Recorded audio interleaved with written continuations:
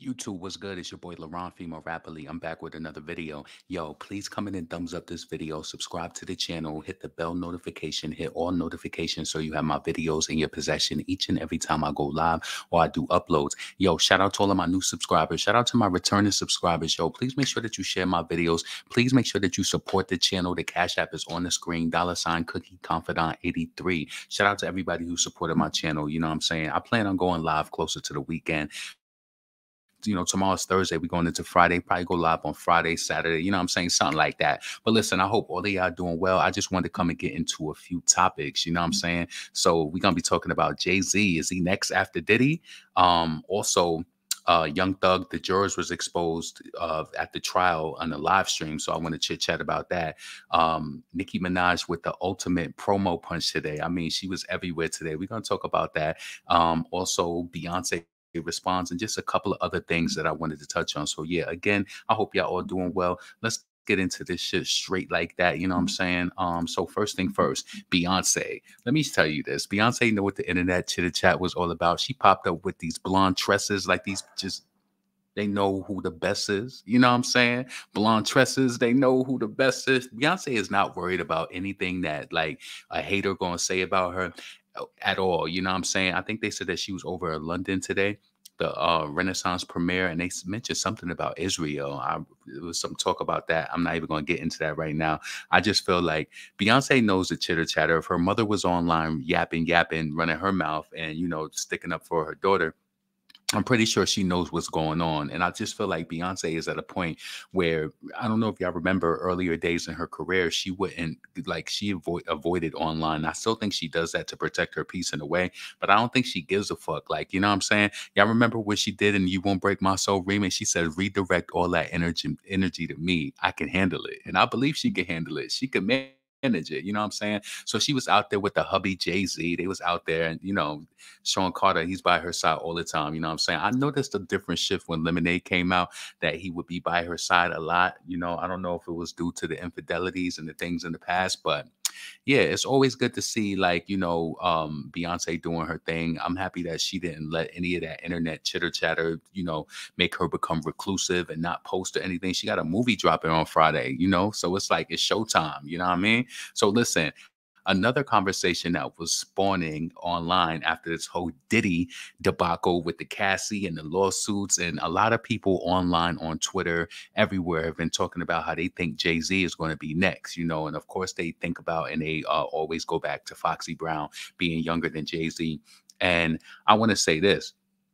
Now, I know that this would see, we can't really confirm because Foxy won't tell the truth. Jay-Z is definitely not going to come and put anything out there, right? But I remember, do y'all remember that Jay-Z was even on Jay-Z was on Kanye West's song The Diamonds Are Forever, and he said something, I don't know, was it Diamonds Are Forever? He said he never had the Fox, he never opened Pandora's box or Fox box or something like that. So he put that out there like years ago, you know what I'm saying, when those rumors were swirling. Because I hate to tell you this, but y'all know when these people come up and they drudge up these rumors about Jay-Z giving Foxy Brown a disease or something like that, these are old rumors that somebody was found to make up. They lived somewhere like they lived in some crazy city in the United States that's not even like a popular city, that they made that up one day and just threw it out there. And the story just resurfaces like every few years, and people keep saying the same thing over and over, right? Now, I will say this, we don't know the truth and we don't know what really happened, but I just want to lay this on you and let me know how you feel. I made this comment on Twitter and a few people understood exactly where I was going with it. Jay-Z is a Sagittarius, and I don't want to get into the whole horoscope thing, but I do want to touch on it, like just briefly.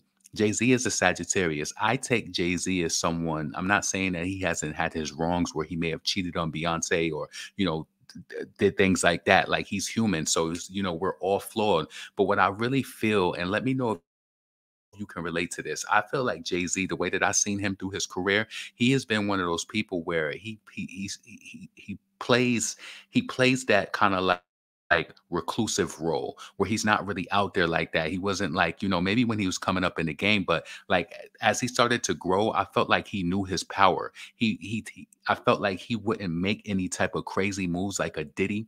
like the way that he abused and did all of that to Cassie, and then the other allegations that are coming out about him.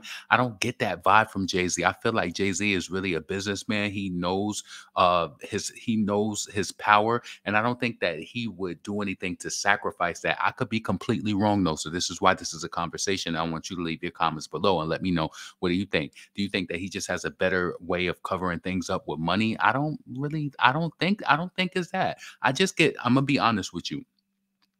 I get a better vibe from Jay-Z, even though I felt like he was on some narcissist shit by like getting the mill up in the game when Foxy was with the firm and all of that. Like I felt like he did a couple things to hurt Foxy on a personal level, like when they was younger, with just stuff that he would do, like get in the mill. That's why she flopped and fell off.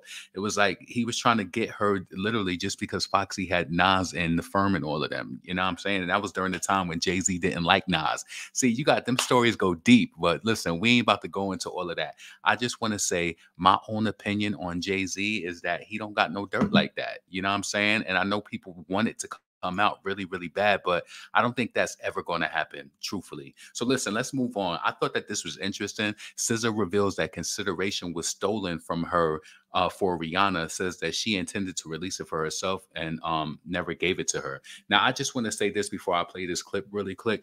I felt as though that Consideration, do you realize that that is the #1 song on Anti album? Like, if anything, Rihanna blew you up because I didn't know. Listen, I know SZA was coming in the game back then and she was like getting a name, but she wasn't as popular as she was now. So I think that she should honestly be happy that Rihanna put her on the track. So let's just check this out real quick. Outside my window, I can get a peace of mind. That is from Consideration. When I look outside my window, I can get no peace of mind. I cared so much now. I was so like just frustrated, and I felt like I'll never have anything that's cool again. I'll never make anything that's cool again. And that was so crazy and so wrong because it was like the centerpiece to my album at the time. I can understand a person feeling like that though, because when you're an artist and you produce, sometimes you feel like that hit is your hit. But it's like as you learn and you grow and you write more crack and you write more shit, you like, damn, this shit just goes. And you know, hits come to you and they come and go. Look at a lot of the other songwriters like Carrie Hilson. She was a songwriter. She was the one who wrote Up in This Club with Beyonce and Usher. And I think she was low key mad because they ain't want her on it. But in this case, let me know if you understand like where I'm coming from on this. Like SZA was not as known back then when Anti came out. She should be happy that Rihanna put her on that album. So to me, it's like, are you just feeling yourself now because everything is up and SZA is selling now? Now she want to give this story because nobody really knew you back then. That's how I feel. And for her, it was just like part of her album. And I was like, please. It was just part of her album. It was the first song on the album. Man, I miss Rihanna from back in the early Twitter days because listen, I'm not saying that SZA is being disrespectful, but what? No, I had just shot a video for it and like I was about to drop it like in a couple of days. It was already done. Like whatever the conversation, like label wise, whatever was already done. So it was just a matter of like accepting, and like in hindsight, it was so hard to like go and accept. But now it's like, I'm so glad that happened and that it didn't cost me anything. If anything, I just like gained a bunch from it. And yeah, you gained a buzz from it. You're from a huge pop star's #1 song, the first song on her Anti album. Are you crazy?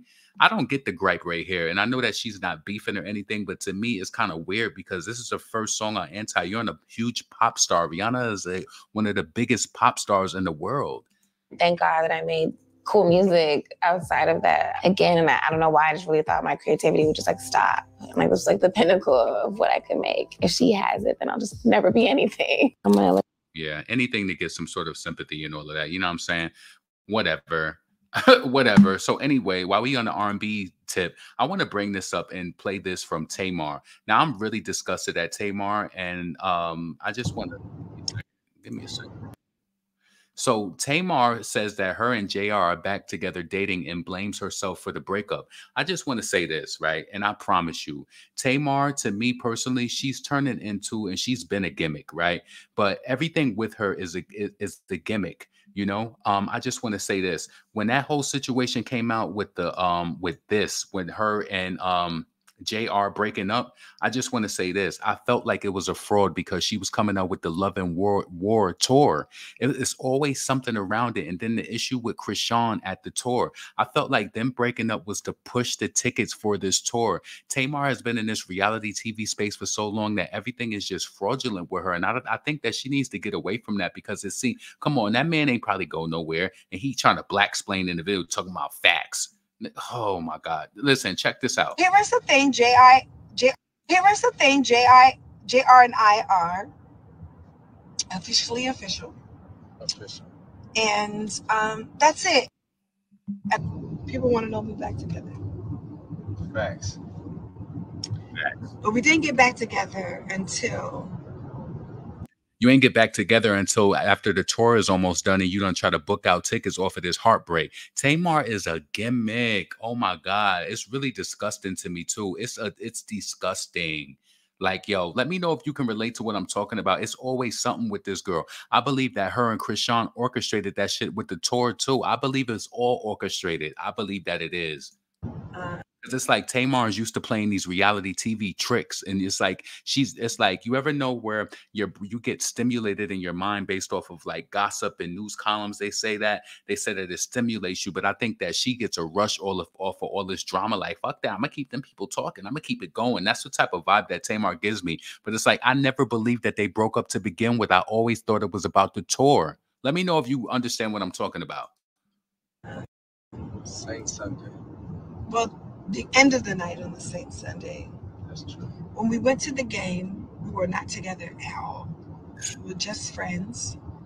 And I don't think the two of us expected that. Did you expect that? I didn't expect that either. Y'all think that man went on one date? Like, he did not. Now she laughing, saying that he ain't going on no dates at all because y'all never broke up. It was all for the optics, and he came out and announced it. Shit is How many dates in 6 weeks did you go on? And it's gonna be over. Like I can't even stomach all of that, for real, to be real talk, because I just don't like no gimmick shit. I don't respect gimmicks. Yo, please make sure that you thumbs up this video, subscribe to the channel. You still here, like the video, support through the Cash App, $Cookie Confidant 83. Now listen. Now I want to move on to this Young Thug, the trial. So the faces of the jurors in the Young Thug's Georgia trial were exposed, and this happened during the live stream. So let's get into this. Let me click this ad off. All right. So the faces of the jurors were briefly exposed during a live stream of Young Thug's ongoing trial in Georgia, where he faces gang and racketeering charges. The rapper's trial kicked off earlier this week with the jury Wednesday hearing from the first expert witness, Mark Belknap, a detective with the Atlanta Police Department. While recording Wednesday's trial, the camera in the courtroom appeared to shift the angle and briefly showed the faces of some jurors.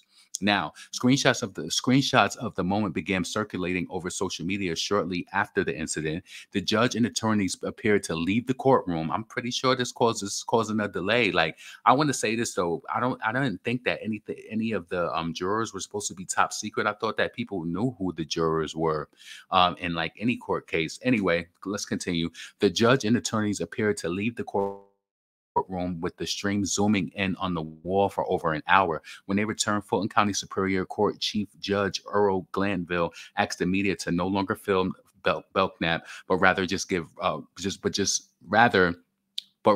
record audio instead, due to some security issues and some inadvertent recording of some jurors in the front row.